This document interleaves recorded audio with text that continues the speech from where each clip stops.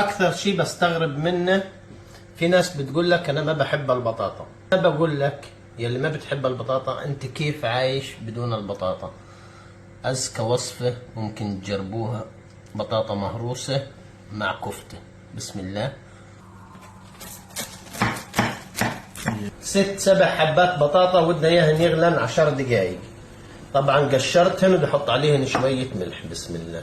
زبدة، رأس من البصل شرائح. بسم الله. نص كيلو لحمة مفرومة أو كفتة جاهزة. بابريكا، شوية قرفة، أوريجانو، كل شيء شوي شوي شوي، ما بدنا نكتر. فلفل أسود، ملح، بدنا معلقتين تقريبا معجون طماطم، راس فليفلة، فلفل حار اختياري، 3 سنون ثومة، 5-6 حبات بندورة، ومي طبعا عشان ينخلط معنا. بسم الله. بسم الله. بننزل في الخليط، بنطعيه 10 دقايق اقل شيء يتسبك مع بعض. نسوي الحين صوص البشاميل. زبدة، عشان يزبط معنا البشاميل لازم تكون كمية الزبدة معادلة لكمية الطحين. نحركهن عبال ما يعقدن مع بعض. بسم الله. اهم شيء نضل نحرك عبال ما الخليط يتجانس. نص لتر حليب،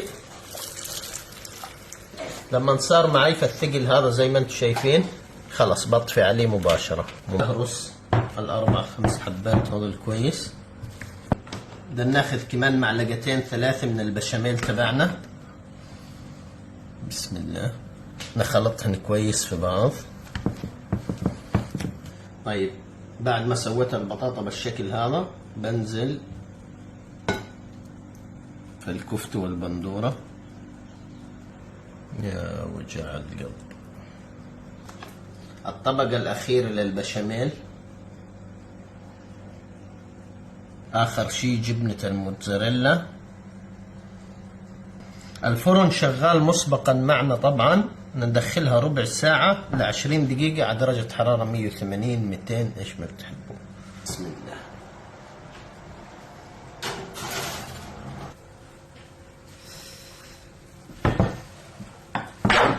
أول مرة بقيم أكل بسويه، بطع الصينية هذه 11 من 10.